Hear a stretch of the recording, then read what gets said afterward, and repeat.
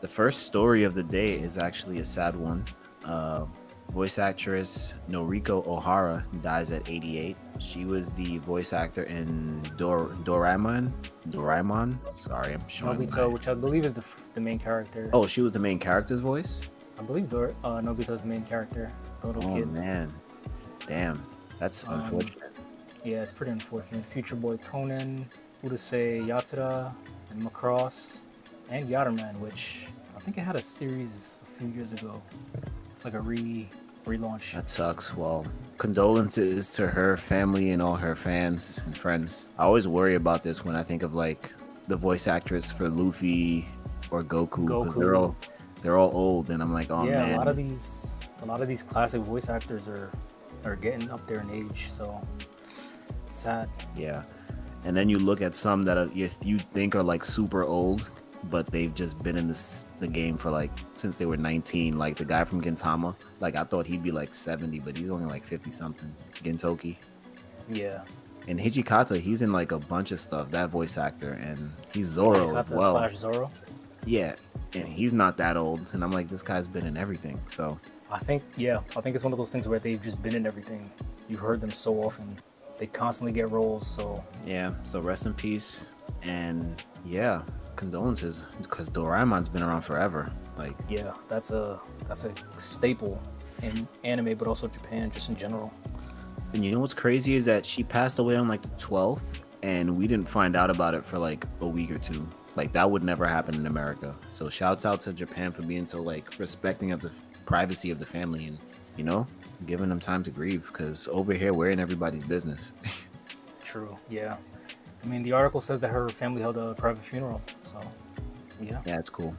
Next story up is Naruto and Teenage Mutant Ninja Turtles is doing a crossover comic, which is badass. Who's gonna be writing this? It says so it's gonna be 4 chapters total. First chapter comes out on November 13th, and it's gonna be a writer from IDW, which is the company that publishes TMNT. Oh, nice. Caleb Golner, and it's going to be drawn by Henry Prasetya.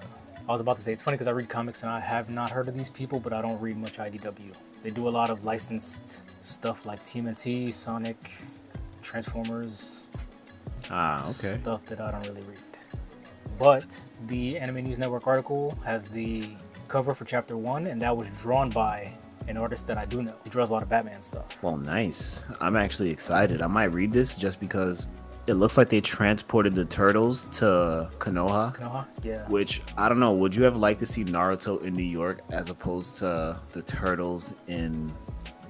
Like, I think I'd rather see Naruto in New York. I'm going to be honest with you. Who's to say that doesn't happen, though? You gotta That's read true. it. That's true. That is true. I hope it does. Imagine Naruto on the train. Oh my god, in Times Square. Epic. Oh please, they have to do that. So yeah, I mean, we'll definitely bring this up again in another episode of Ramen Radio when the first issue comes out. But yeah, keep a lookout for this because this is pretty cool, and I hope they do more stuff like this.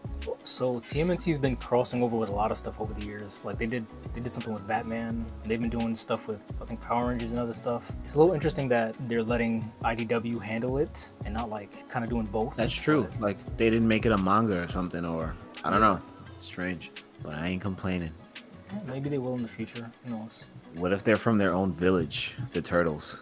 What if they make like a turtle village or some shit? Because they have headbands, and it's not the Leaf Village. It looks similar, but it doesn't look like exactly like it. When you zoom in, I don't know. We have to see. I kind of hope they're still from New York, but that's gonna be so cool, man. Can you imagine Naruto in the? Oh my gosh, I cannot wait. It would be interesting because I'm always wondering about tech in Naruto. Oh yeah, in New York, we have so much tech. You're right. Him seeing the massive screens, even though there is tech in Naruto, because there'll be like there was a point where they were like using headsets to track a cat on a mission, and I'm like, all right, they have phones. Like there's something here. But I remember in one of the movies, there's like a movie theater. It was the one where there was a princess or something who was also an actress. So like I don't know. Yeah, it's interesting. And according to the like summary they have here, it starts where April O'Neil for some reason goes to meet up with Tsunade, and then things are just sick. All right, and you know what's the best part? It's young Naruto. Yeah. That's so far that we know of. It's not like old boring. It's the young one. It's alright. He doesn't get boring until like a little while in. That's what I mean. I like Hokage Naruto that has obligation. Oh yeah. Okay. Like, yeah. So Boruto Naruto. yeah, nah. This is young. Like, I'd have been cool with Shippuden Naruto as well. I ain't gonna hold you because he has cool powers, but young Naruto is still raw and like gritty. Like, he can't control himself, so he might wild out and kill somebody. Imagine him killing somebody on the J train or something, just fucking somebody up. And they getting chased by the NYPD. Oh yeah, he's definitely getting stopped and frisked. Yeah. Can't carry kunais just in plain view. He's gonna be hopping the turnstiles and whatnot. It's gonna be awesome. Next article is the Look Back anime film tops 1 billion yen in the box office, in the Japanese box office. So Look Back is an anime film based off the manga made by Tatsuki Fujimoto, the mangaka from Chainsaw Man and Fire Punch. And yeah, so after 19 days at the Japanese box office, the film has sold over 590,000 tickets, which is a crap ton of tickets. In 19 days, it's pretty nice. So the film opened in theaters in Japan on June 28th, and it ranked number 2 in terms of ticket sales, but number 1 in weekend earnings. So in its opening weekend, it sold 135,000 tickets, earning 227 million yen, or $1.4 million in its first 3 days, which is pretty cool. I wonder how much they made. I mean, how much it cost to make the movie. Budget? Yeah. And I wonder when it's coming over here, because I definitely want to watch this. I don't care if it goes straight to streaming. I don't necessarily have to see it in theaters, but I would like the opportunity to. Pretty badass. I mean, that's pretty crazy. First of all, it was a one-shot. Second of all, 19 days is 1 billion yen, which is, according to this, about $6 million.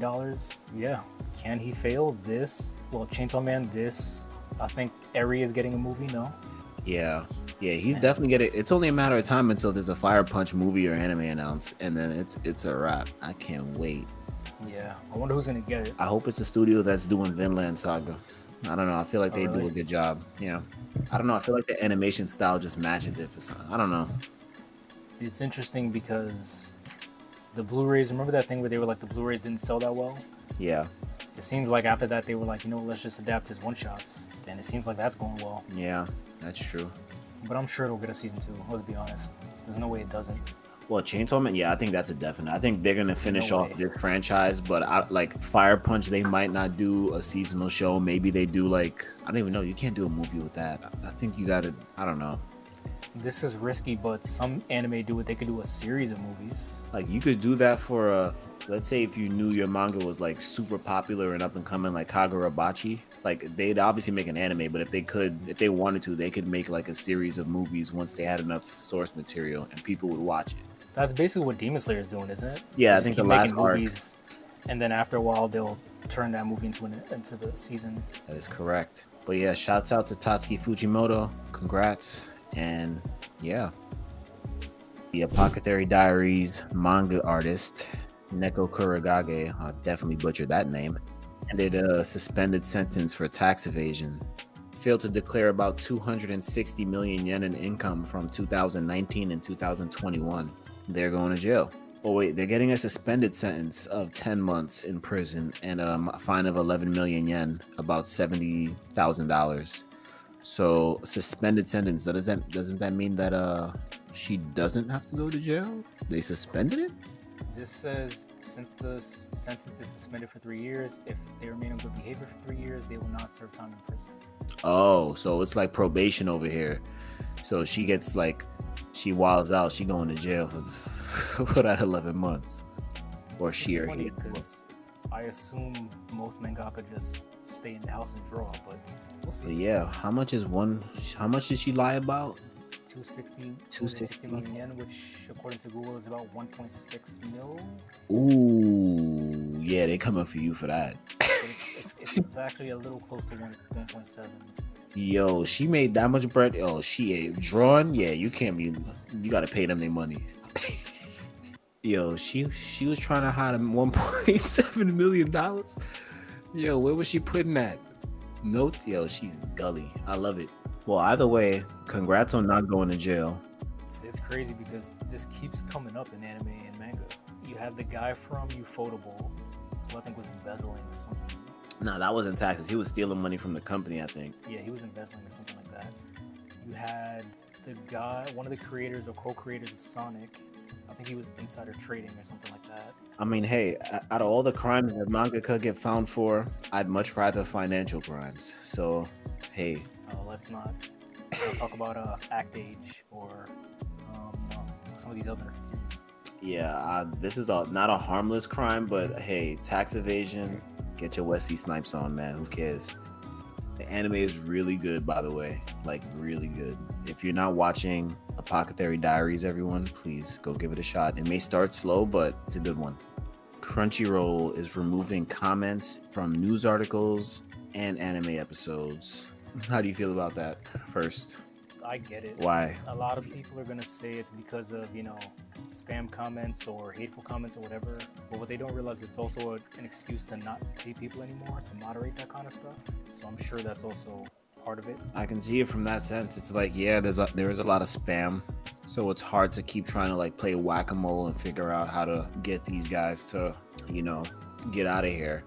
And Crunchyroll isn't as I don't know, as social as other social media like YouTube or something like that. So comments aren't as integral a part. Like, it is cool. I'm sure there were a ton of people, you know, having fun in the comments and stuff. But oh no, there was. When I would watch on my phone, you could see the comments, and I would read them, and I'd be like, oh shit, yeah. It'd be hundreds sometimes, and it's fun sometimes to go and scroll back to like years ago. Like if you watch an old episode of Gintama and you'll see like a comment from like 2020 or 2019, you're like, oh shit, that's cool. Or like to a big moment and see like how people reacted when they first saw it. Yeah. So yeah, but I get it. Saves money, creates a safe space. That's the reasoning they're using, but we all know it's more than likely to save money. Yeah, it's kind of lazy because again, people talk about bad comments or whatever, but just cutting everything is just the laziest way of being like, well, that's it. No good or bad comments anymore. But yep, nobody gets the ball. If you're fighting over the ball, nobody gets it. Fuck it. This says July 8th they cut him, so a little while ago. It does suck because the other day I was watching something on Netflix, and I was like, you know what, it'd be cool if Netflix had a comment section so you can They can't do that. They can't do that. Like, you know how on YouTube on TV now you can like go on the comment section on your TV and just I read YouTube comments. Exactly. YouTube comments are hilarious. So like on a live show, you can have a live chat, or you can just have comments on past shows and people just talking crap. I like it. It make it more social. It make people gravitate to the app more. Yeah. But I get it. The first American Manga Awards announces nominees. So apparently this is an award that's going to take place in New York City on August 22nd. The Japan Society and Anime Society New York City announced the nominees for the first American Manga Awards on Tuesday. The award categories and the respective nominees are as follows. So for Best New Manga, we have The Darwin Incident by Shun Umezawa, DRCL Midnight Children by Shinichi Sakamoto, Just Like Mona Lisa by Sumuji Yoshimura, Mothers by Umi Kushihara, and Sora and the House of the Monsters by Hidenori Yamaji. And those are for Best Manga. Shinichi Sakamoto, he made that climber manga that you like. Oh, he did? Oh, I'm gonna have to read Midnight Children, DRCL. Good catch. Good catch. But other than that, I haven't heard of any of these manga. This is actually a good thing because now I might read some of these just to see what they're about. If it's the best new manga, that means there's probably not that many chapters and it's not that much to get into. So the best continuing manga series, we have Blood on the Tracks by Shuzo Ushimi. And can I say this manga was a wild ride. Fucking wild. That's an understatement. This category is going crazy. So at the second manga we have in here is Delicious in Dungeon. Dungeon Meshi. Really good anime. So if it's one-to-one like a translation or adaptation, then this manga is amazing. We have a Dinosaur Sanctuary by Utaru Kinoshita. Haven't heard of this one. She Loves to Cook and She Loves to Eat by Sakamoi Yuzaki. And the final one is The Summer Hikaru Died by Momoken Kuren. Spoiler alert. Jeez. Yeah. Now we know Hikaru died. Hiraku, sorry. No, I think it is Hikaru. I cannot wait. I'm gonna read that Midnight Children manga. Yeah, by the Climber. Yeah, by the Climber. This award show is in New York City. I wonder if any anime YouTubers are getting flown out to like present or something. And I wonder if it's open to the public. It's not. This article says the invite-only ceremony will be held for manga industry professionals and press. So maybe YouTubers. America's first ever manga awards, and hopefully not the last. Solo Leveling Manhwa gets a sequel. I am very excited about this because I read the first one and I'm watching the anime. Apparently the sequel's coming out and it's gonna follow the child of Sun, of the main character of the first series. Sun Jingwoo. But I'm confused. Didn't somebody involved with the manhwa pass away? Was it the artist or the writer? The artist. Oh, it was just the artist? Oh, okay. Well, I guess it's not too hard to just get another artist as long as the writer is okay. Yeah, I'm very curious about this one. I'm definitely going to give it a shot. Hopefully they give it better treatment than Boruto, but I'm assuming they will because I'm assuming the same person that wrote the first one. Same writer, yeah. Oh, then it's just going to be a sequel. Hopefully he learns from his mistakes from the ending of the first one because it kind of fell off. But yeah, this is a definite must read in my book.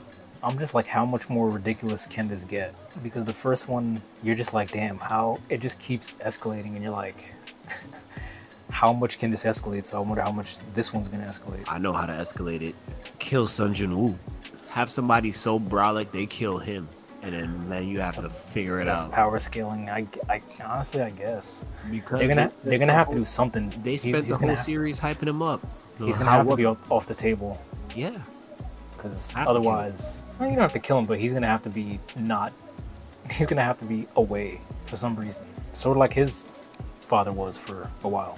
So this also says that, you know, the second season is coming at some point. I don't know why they made the first season only 12 episodes. I feel like they just wanted to get something out.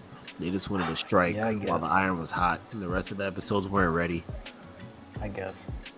As someone who did read the webtoon, like I know people watched the anime and like I feel like I would have caught them a bit more if they went a bit further. Yeah, I feel like the hype died down. I don't even remember what cliffhanger it ended on, but I'm like, whatever. The next My Hero Academia film is going to be in theaters on October 11th, US theaters. It's going to be available in both English dub and with English subtitles. This is the 4th anime film that they've had. Yep. So it's called My Hero You're Next. So it's going to open in Japan theaters on August 2nd and then open here on October 11th, which that's not that far apart. It's not. Yo, everything is getting a lot closer. The dubs are getting closer. They're pretty much damn near a week out. And now the movies are only 2 months out. I remember like one of the most recent Dragon Balls, didn't it take like a while for the dub? Superhero? It took a little while. I think even Red took a little while. And that's a massive theater. And that's a massive project. This is My Hero. There's nowhere near as big as those two IPs in 2 months. So that's promising. Studio Bones. Love those guys. It's a studio that makes the anime, correct? I just like Studio Bones. One of my favorites. I've been hearing good things about the most recent seasons. I used to watch this anime, but then I kind of dropped it a while ago. So, but I read the manga. I'm up to date on the manga, so I still know what's going on. But maybe I'll watch the movie. Probably not in theaters. Definitely on streaming when it eventually gets there. I'll give it a shot. Oh, it says here that the voice actor of Death the Kid and several other characters. I'm sure you guys know who he is. He's gonna be playing an original character. Oh shit, that's cool. I'm sure it's gonna make a ton of money. Oh yeah, it's definitely gonna make a ton of money. Sword Art Online alternative, the Gale online anime. The new season is coming out after I don't even know how many years. Yeah, I was gonna say, it's been a while. It has to be at least like 2007, 18, 17? I don't even know. Yeah, it had to be like 7, maybe even 16. When the hell? No, 18. Premiered in 2018.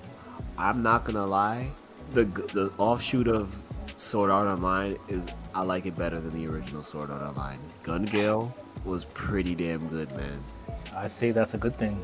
Like when they were in the tournament and there was that guy with the red eyes and the mask coming after them to kill him, I was terrified. That's all I'm gonna say. Is this the one with the crazy disease? Where somebody had AIDS? I think that was... Something like that, yeah. I think so. I think that was I think that was like season 2 of like the regular one as well. Like, bro, there could have been like multiple people that had AIDS in this anime. I'm not gonna hold you. Yeah, it was. I think there was someone sick in this one. I don't remember. I just remember I really liked it, and I'm gonna rewatch season 1 before. When does this come out? October. October. All right. Yeah, guys, do not sleep on this. I'm gonna watch the trailer later, but do not sleep on this Gun Gale Online, Sword Art Online anime. I say go back, watch the first one if you have any free time. Leave a comment below on if you like it or not, because I love it. I'm not gonna hold you.